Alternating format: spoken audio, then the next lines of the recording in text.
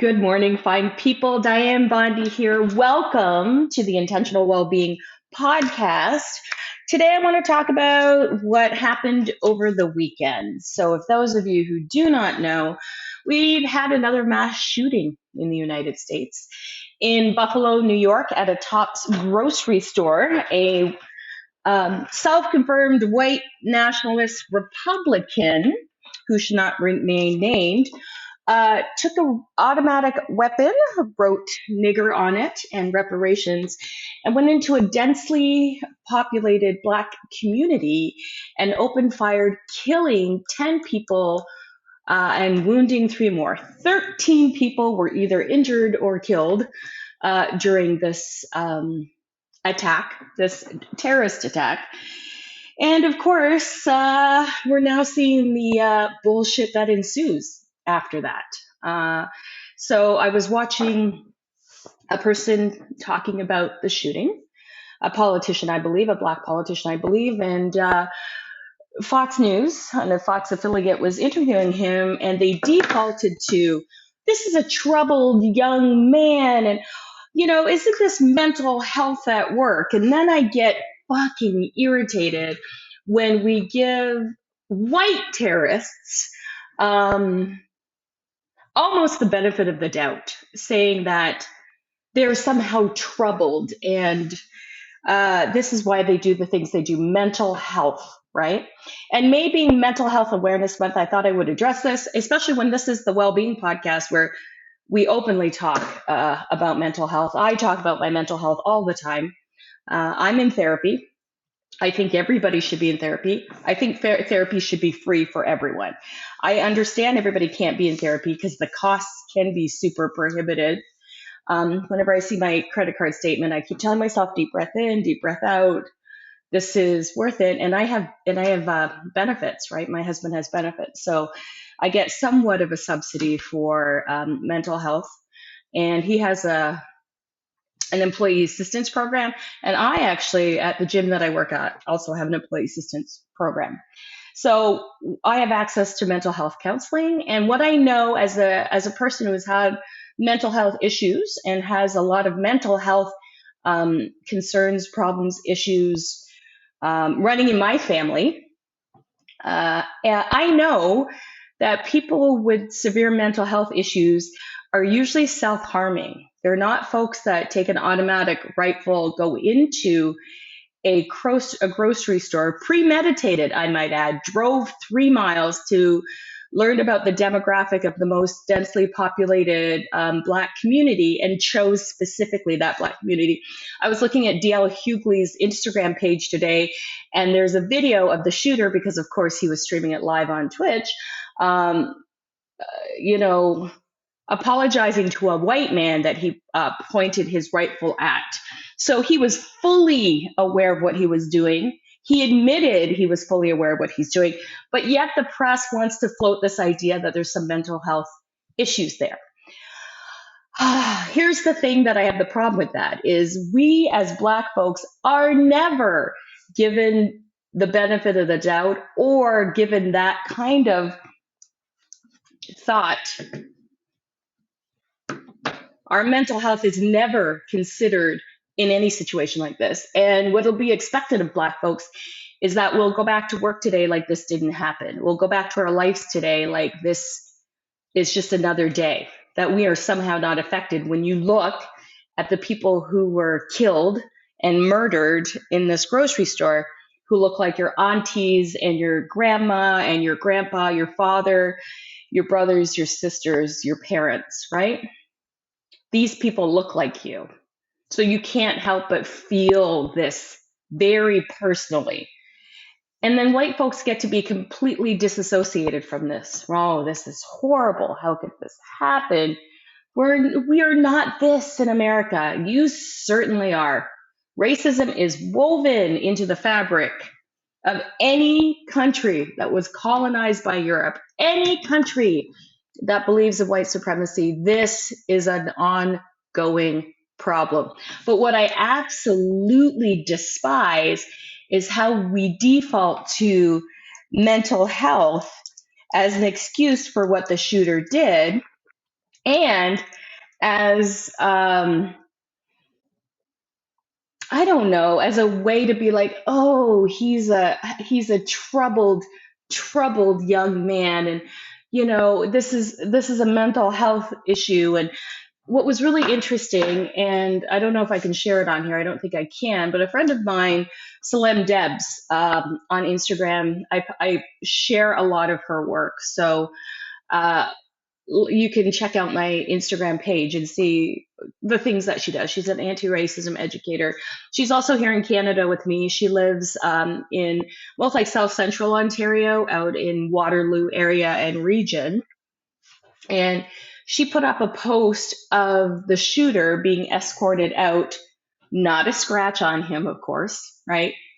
He just mass murdered 10 people, and there's not a scratch on him.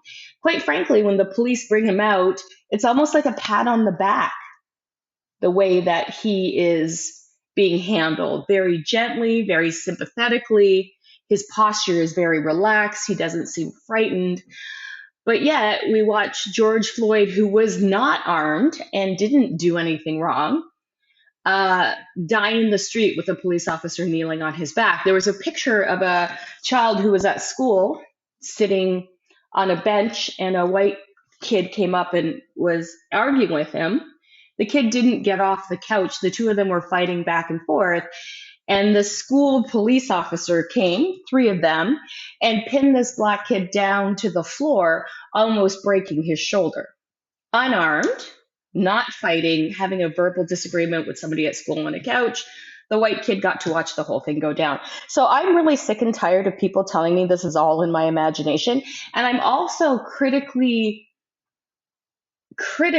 aware of how the GOP, Republican politics that leans to the alt-right's extremism, help fuel this fire. And because we love to have copycats on things like this, that this has the potential to be repeated before the end of the week.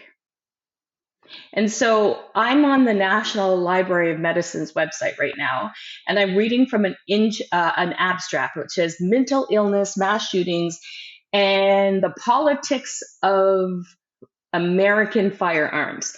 There are 4 assumptions frequently arise in the aftermath of mass shootings in the US. That the mental illness caused the gun violence, and I would argue that guns cause gun violence. That psychiatric diagnosis can predict gun crime. That shootings represent a deranged acts of mentally ill loners, and that gun control won't prevent another fill in the blank mass shooting. They happen every week, so you fill in the blank. And a mass shooting is anywhere where 2 or more people are murdered. Okay, each of these statements represents an opportunity for folks not to be held accountable for the things that they do. Do I think people who go out and commit mass shootings have something wrong with them? Of course. Do I think that racism is part, or even white supremacy is part of a mental state of disillusion? Absolutely, because white supremacy is the largest lie and the largest disillusion, and it affects all of us, right? So we know that notions of mental illness emerge immediately after a mass shooting.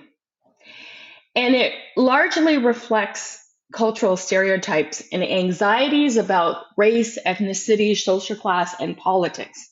And the issues become obscured when mass shootings come to stand in for all gun crime, when mentally ill ceases to be the designation and becomes the sign of a violent threat. So this is from the abstract, National Library of Medicine. Okay? They're talking about mass shootings in America. We have them here too. We have hate crimes here too in Canada. But we use this as an idea that these killers were delusional and deranged and, and they're dangerous and they were loners. And what kills me most of the time, and maybe kills me isn't the proper phrase, but what astonishes me most of the time is a lot of these shooters will have a manifesto that they publicly published. And we don't seem to take anybody seriously. We give people access to automatic military grade weapons in the United States. You probably can buy it at a Costco. The only reason that you would need a military grade semi-automatic weapon is if you are intending to kill a lot of people in a short amount of time. Why military grade rifles are available outside the military is beyond me. I live in a country where gun control is strictly regulated. And I've been told, I don't know if it's true, there's statistics on both sides, that Canadians have as many guns as the US. I don't know if that's true or not. But we don't have a mass shooting here every week. We don't. We have mass shootings, we've had mass shootings, but not on the level or the scale that they do in the United States. And I'm not trying to, have the moral high road here, because Canada is a hot shit show in and of itself when it comes to race and violence and all the things. We are no better than the United States. We just happen to have better PR. And I'll repeat this again because I think it bears repeating, that any country that has been affected by colonialism and white supremacy are going to have these issues. Go to Australia, they have a problem with racism. Hell, go to New Zealand, I'm sure they have a problem with racism. North America, Canada. Canada just happens to have better PR or are in deeper denial of their racism.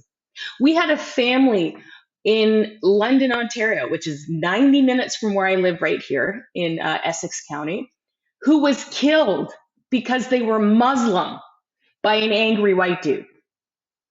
They were run down because they were Muslim. So don't pretend, Canadians, that this isn't a problem that doesn't happen here as well. We had a young man in Peel Region who was wrongfully arrested by the police, lost his eye, and went to sue the police. And get this, the Canadian public taxpayer dollars paid to defend the police who were in the wrong, which this man was permanently injured for the rest of his life and suing for damages because he lost his eye in the confrontation. We as Canadian taxpayers paid for the police to defend themselves in a wrongful situation. Tell me how fucked up that is. Okay? All right? Tell me how fucked up that is. And then we pretend like these people are just delusional of their own account when they come into these mass shooting situations. They had a history of being troubled. They don't take into account that we have a state-funded propaganda machine pumping out information that is false. And this replacement theory that Tucker Carlson was pushing, that had dire and fatal consequences and will still have dire and fatal consequences throughout the world for Black and Brown populations. This idea of the replacement theory. I don't understand that theory, and I need somebody to explain it to me. Because Black folks have been here on Turtle Island since 1619. Okay? 1619. If we were going to replace white folks, wouldn't that have happened already? Right? And this idea, and don't think that this isn't intrinsically linked, okay? That abortion law is being rolled back because for the first time in the last decade, white folks, or the population of people who consider themselves white, has been declining. So there's this fear that we will no longer be the majority, have the rule. And for white supremacy, ruling and over people is what they want. I want to be elevated up here. That way I can rule over and make decisions for and keep people oppressed.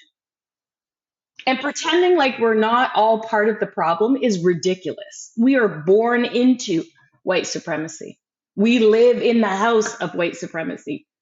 And if you're white, rent free, right? We never think about what our everyday actions or how our everyday actions contribute to the suffering of others because we are unaware or uninformed, or we want to separate ourselves from those white people. It's not helpful. It's not helpful.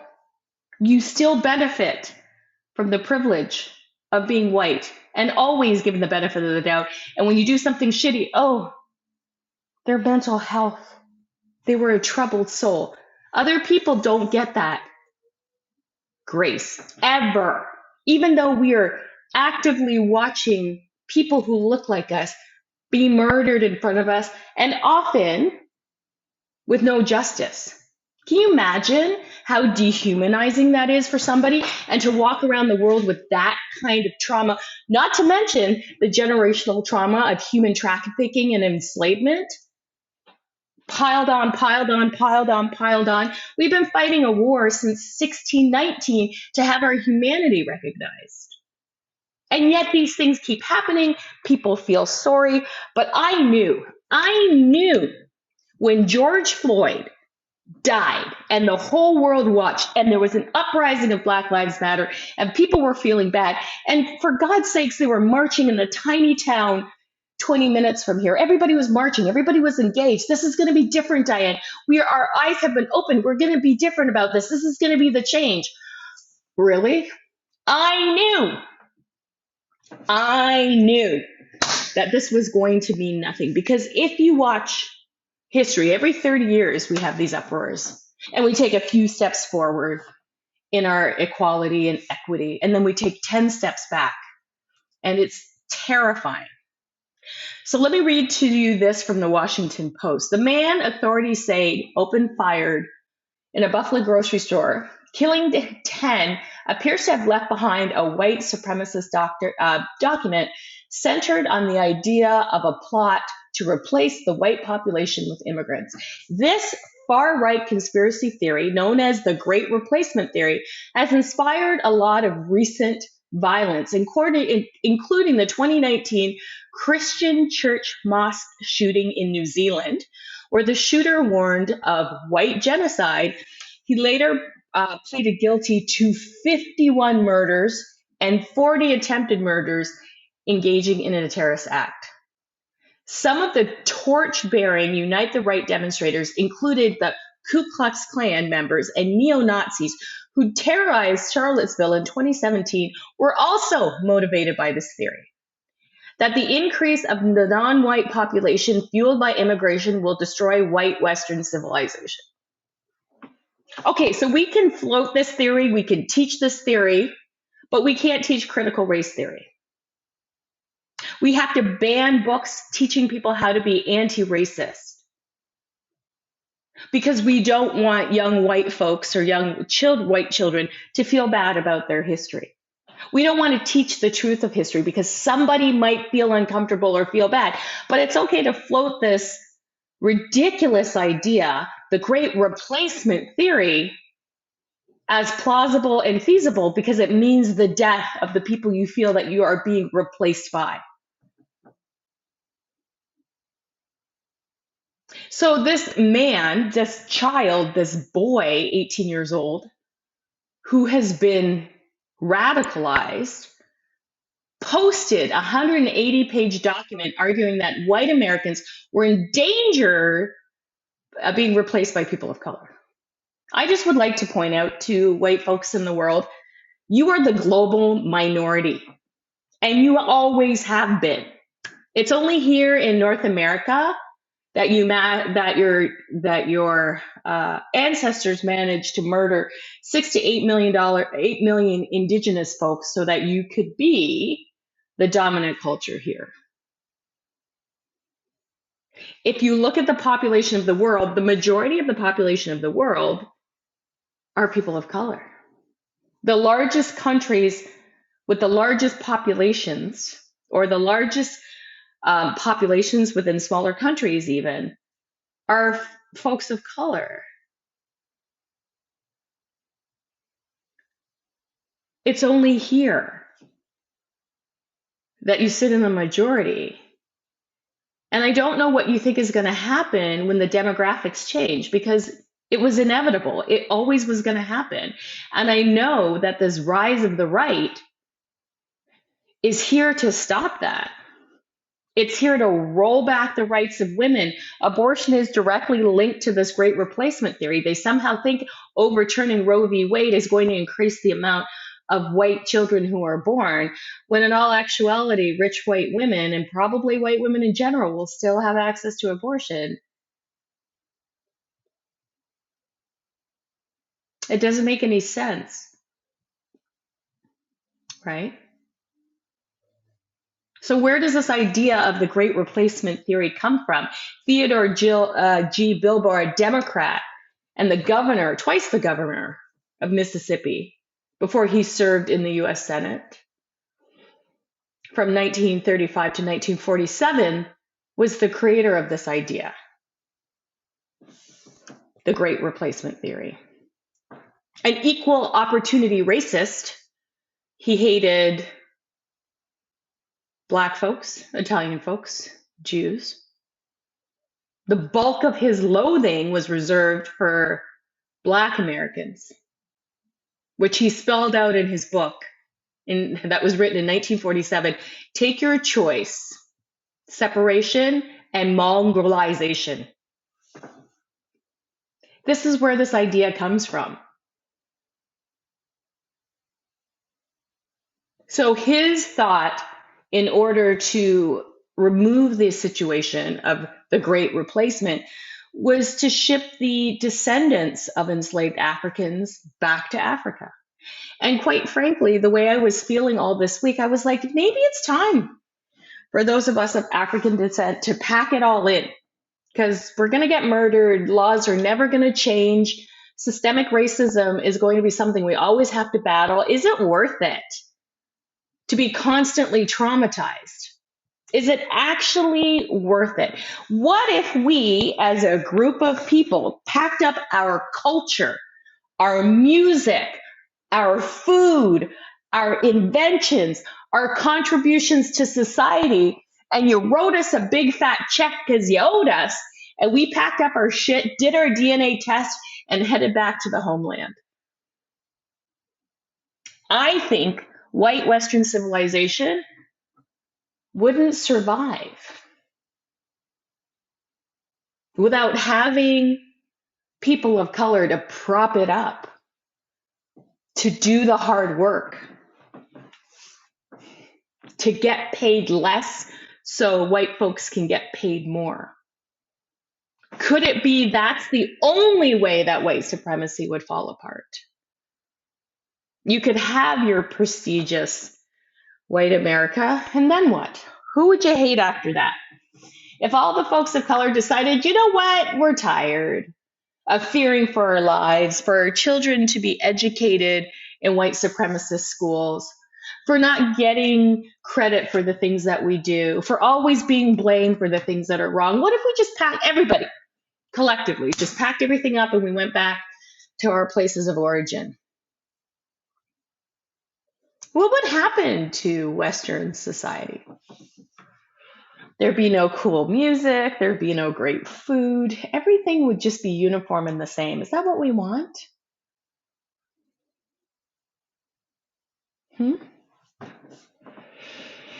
I don't know. I'm just on a rant this morning. My feelings are hurt.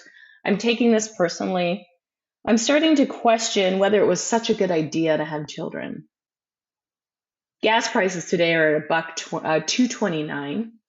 Filling up the gas tank of the van from half a tank costs $90. Right? There's this constant fighting for equity and humanity to be realized. Is that worth it? Because it doesn't seem to be working. Not enough people care about this. And now I've created these two brown human beings who have got to continue to fight the fight that their great grandparents were fighting. The fight that their mother fights for every single day of her existence for them, so that the world would be a better place for them. My goal was to leave the world a better place for all of us, for equity, for us to recognize the humanity in each other and notice that we are better together. But I don't see that happening. Not enough people care about this. The thing that terrifies me the most is it's very possible that you will have a Republican be the president of the United States in the next election. And because the Republicans have lost their way or created a new path, or maybe this was always their intention, even more rights will be rolled back, even more people will be killed, even more lies will be told, even more people will lose their status as human beings.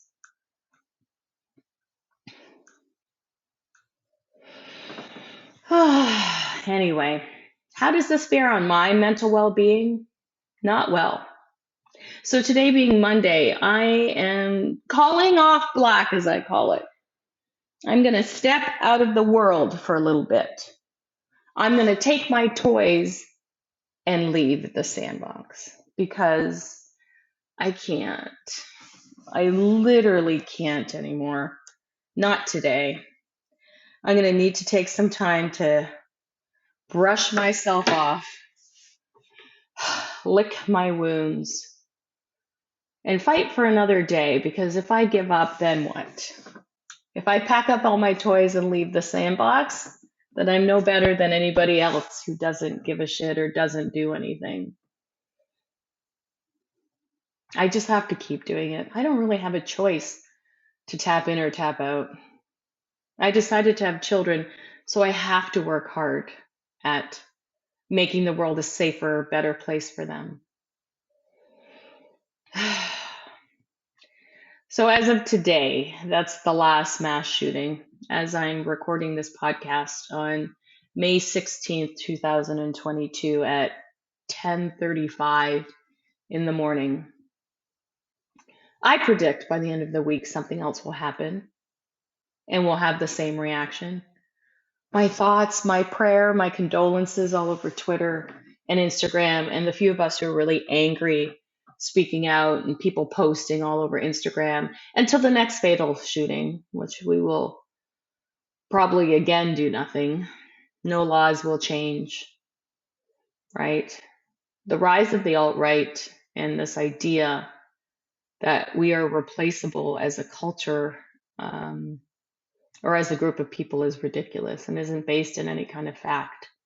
And defaulting to mental health issues as the reason for these mass shootings is also delusional. We know these reasons for these mass shootings of Black churches and Black grocery stores and Black bodies and Black people running through the streets, jogging, and Black people just existing is based in white supremacy and not based in anything else. All right, everyone, that's all that I have. I have to get on with my day. I have to stop ranting, I guess. But thank you for being here for my rant. If you're enjoying this podcast, please share, like, subscribe. Go to iTunes and rate it, please. It really helps my podcast. And if you're interested in having me interview anybody, or you're interested in and of itself of being on the Intentional Wellbeing podcast, please reach out to me at Dianne at DianneBondyYoga.com, or you can reach out to me on my Instagram, TikTok, Facebook, and let's get in touch. So thank you, everyone, for being here, and have yourself an incredible day. Peace and blessings, everyone.